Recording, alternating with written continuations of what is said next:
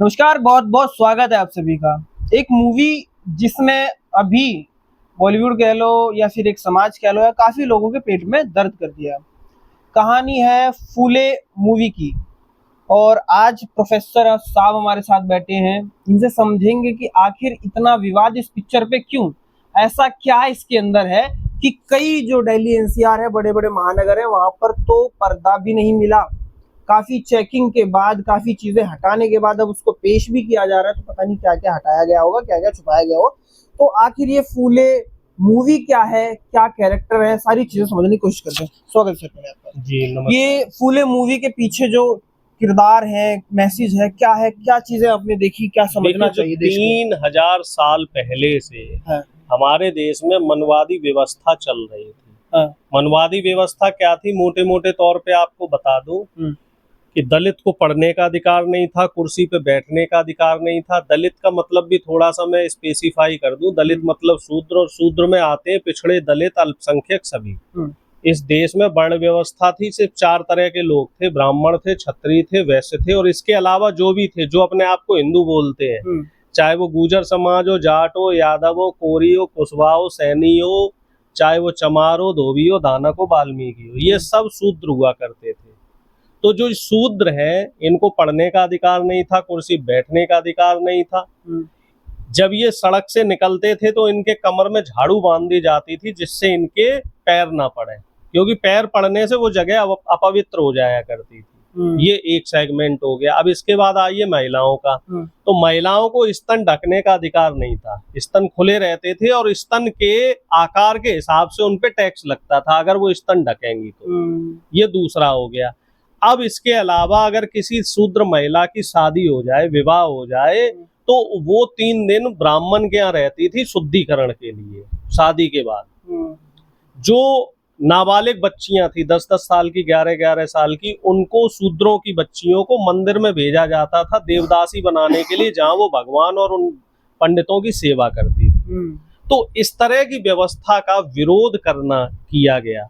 1900वीं ईस्वी में विरोध किया गया। फूले समाज, जो फूले साहब थे, ज्योतिबा फूले, और उनकी धर्मपत्नी सावित्रीबाई फुले, दोनों लोग माली समाज के थे, पिछड़े समाज के थे, और उन्होंने मुहिम चलाई कि शूद्रों के बच्चे पढ़ेंगे और खास तौर से महिलाएं पढ़ेंगी, क्योंकि जब तक आधी आबादी नहीं पढ़ेगी, महिला जब पढ़ जाती है तो उससे 3 पीढ़ियां पढ़ती हैं। एक तो उसका परिवार, एक जिस परिवार में वो जानते हैं, दूसरा, और तीसरा उनके बच्चे, आगे आने वाली पीढ़ी। तो जब उनको क्या हुआ कि जब उन्होंने पढ़ने के लिए इस तरह की व्यवस्था शुरू करी, स्कूल वगैरह शुरू किया, तो जो ये मनवादी व्यवस्था के लोग थे, आरएसएस वाली विचारधारा के लोग थे, इन लोगों को पेट में दर्द होना शुरू हुआ। दर्द होने के बाद इन्होंने उसका विरोध किया, बोले जी नहीं पढ़ेंगे, ये अंग्रेजों वाली व्यवस्था आ जाएगी, इससे शूद्रों की महिलाएं चरित्रहीन हो जाएंगी। महिलाएं तो, ब्राह्मणों की भी पढ़ने का अधिकार नहीं था, उनको भी पढ़ने लिखने का अधिकार नहीं था। तो फिर सावित्रीबाई फुले और फातिमा शेख, जिनको पहला महिला शिक्षिका मानते हैं, इन लोगों ने तमाम संघर्ष के बाद पढ़ाई का जो सिस्टम है वो बनाया। बहुत लंबा संघर्ष चला, लगभग 30-35-40 साल लंबा संघर्ष चला। उसके बाद इनकी जो ये मुहिम थी वो आगे बढ़ी, और इस मुहिम का ही परिणाम हम लोग देख रहे हैं कि देश जब आजाद हुआ, संविधान लगा, तो अब हम लोग किस तरीके की व्यवस्था में रह रहे हैं, उसका जो बीज अंकुरित करने वाले थे फुले साहब थे। तो अब यहाँ दर्द क्या हो रहा है उसी मनवादी व्यवस्था के लोगों को, कि उन जो युवा पीढ़ी है उसको पता लग जाएगा, अच्छा ब्राह्मण जी लोग ये करते थे। तो इस वजह से सेंसर बोर्ड में तमाम दृश्यों को हटाया गया, तमाम डायलॉग्स को काटा गया, और जो ब्राह्मणवादी सिनेमा हॉल वाले हैं, इन्होंने स्क्रीन्स नहीं दी। आप व्यवस्था देखिए, साउथ में एक फिल्म जय भीम, जो मनवादी व्यवस्था पे बनी थी, वो रिलीज होती है, धड़ल्ले से वहां उसको स्क्रीन मिलते हैं।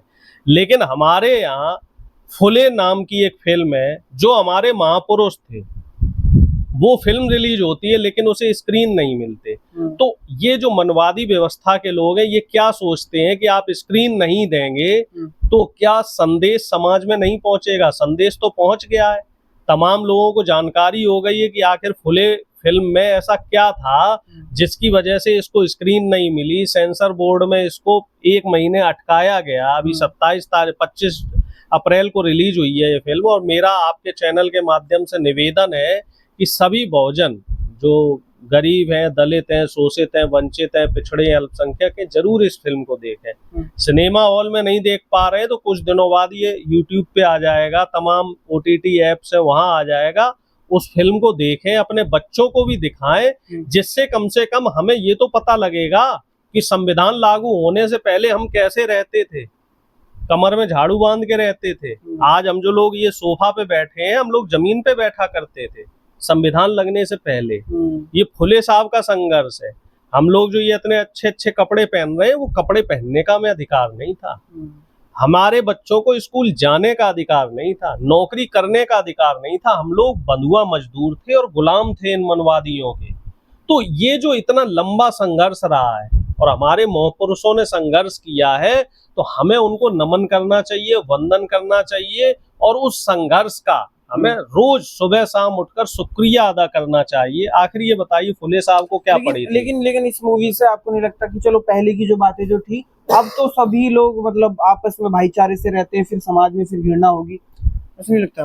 देखिए, जिसने समाज में घृणा फैलाई उसको इस बात को सोचना चाहिए।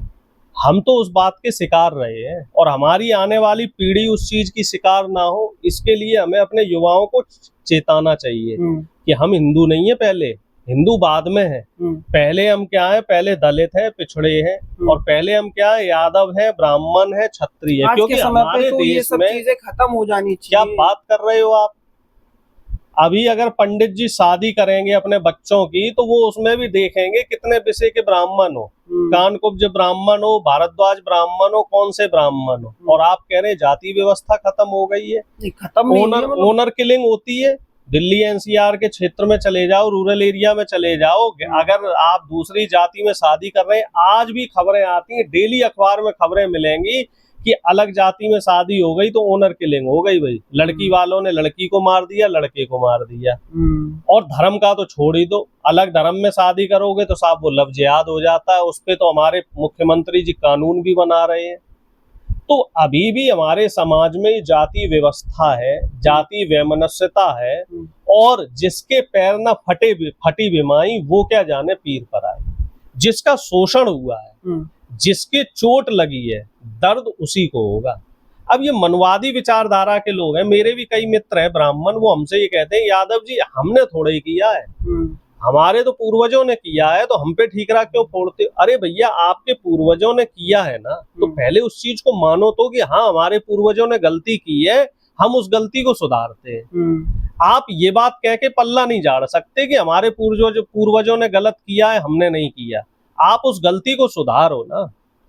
और आप कोई एहसान नहीं कर रहे हो कि बराबर में हमें बैठा दिया है आपने। कई लोग कहते हैं ना, हम तो जातिवाद नहीं मानते, हमारे तो बराबर में सब लोग बैठते हैं, हमारे यहाँ तो दलित भी आके बैठ जाता है, हमारे यहाँ तो पिछड़ा भी आके बैठ जाता है। तो आप उससे अंदाजा लगाओ कि ये उनके अंदर का दर्द बोल रहा है। वो बैठाना नहीं चाहते, लेकिन मजबूरी बैठा रही है। और मजबूरी कौन सी है? संविधान की मजबूरी। जो बाबा साहब भीमराव अंबेडकर ने देश में संविधान लगाया है, उस संविधान की मजबूरी है कि किसी भी व्यक्ति को आप जाति के नाम पर, धर्म के नाम पर, संप्रदाय के नाम पर, रंग भेद के नाम पर, और गरीब अमीर के नाम पर, उसके साथ आप भेदभाव कर नहीं सकते। अगर भेदभाव करेंगे तो वो एक कानूनी अपराध है। तो ये मजबूरी है इन लोगों की। एक तरफ कश्मीर फाइल बनती है, न जाने क्या क्या है, वहाँ बताया जा रहा है कि हम पे ये हुआ, हम पे वो हुआ, हम पे वो हुआ। आप कह रहे हो कि दलित पिछड़े, इनको भी मतलब जागने की जरूरत है, इन पर भी मूवी बनने लगी। तो ये देश का विकास कहाँ होगा, कहाँ साइंस जाएगा? बहुत अच्छा मुद्दा छेड़ा। Kashmir files, Kerala story, Sabarmati file जैसी फिल्मों का प्रीमियर होता है और पूरा बीजेपी चला जाता है। बीजेपी का पूरा मंत्रिमंडल जाता है, प्रधानमंत्री, मुख्यमंत्री, तमाम गृह मंत्री, सब लोग जाते हैं, आंसू भी बहाते हैं, कहते हैं कि साहब फिल्में समाज का आईना होता है और ऐसे ऐसे अत्याचार हुआ था। अब फुले मूवी जब रिलीज हुई तो प्रधानमंत्री कहाँ चले गए? प्रधानमंत्री भी तो पिछड़े समाज से आते हैं और फुले जी भी पिछड़े समाज से आते हैं। वो इस फिल्म की स्क्रीनिंग में क्यों नहीं गए? मोटा भाई हमारे गृह मंत्री क्यों नहीं गए? वो भी तो हिंदू बोलते हैं ना, हिंदू हृदय सम्राट हैं। योगी आदित्यनाथ जी क्यों नहीं गए? जो शिक्षा पे बनी हुई फिल्म है और जो वाकई हुआ है, जिसके पर्याप्त साक्ष्य हैं कि मनुवाद देश में था, मनु संहिता देश में चलता था, मनु स्मृति देश में लगती थी, और दलितों को यानी कि शूद्रों को वोट डालने का भी अधिकार नहीं था। ये तो भला हो अंग्रेजों का, इन्होंने वोट डालने का अधिकार दिया हमें, भला हो अंग्रेजों का जिन्होंने पढ़ने का अधिकार दिया बाद में, और संविधान ने तो बाकी चीजें सारी बराबर करी दी। तो सबसे बड़ा सवाल यहाँ पे ये आता है कि प्रधानमंत्री मोदी कश्मीर फाइल्स देखने जाते हैं तो फुले फिल्म देखने क्यों नहीं जाते? फुले फिल्म को टैक्स फ्री क्यों नहीं किया जा रहा? फुले फिल्म को सभी स्क्रीनों पे रिलीज क्यों नहीं किया जा रहा? और फुले फिल्म के जो डायलॉग्स है उनमें कटौती क्यों की जा रही है? इसमें मैं सीधा आरोप प्रधानमंत्री पे लगा रहा हूं कि प्रधानमंत्री भी इस साजिश में शामिल है। प्रधानमंत्री पिछड़े नहीं है, प्रधानमंत्री मनवादी विचारधारा के हैं। अगर वो पिछड़े होते तो इस फिल्म को बगैर काट छाट के रिलीज करते और सभी बड़े बड़े मल्टीप्लेक्सेस में ये फिल्म आती, प्रधानमंत्री उस फिल्म का पहला शो देखते और इस फिल्म को टैक्स फ्री किया जाता।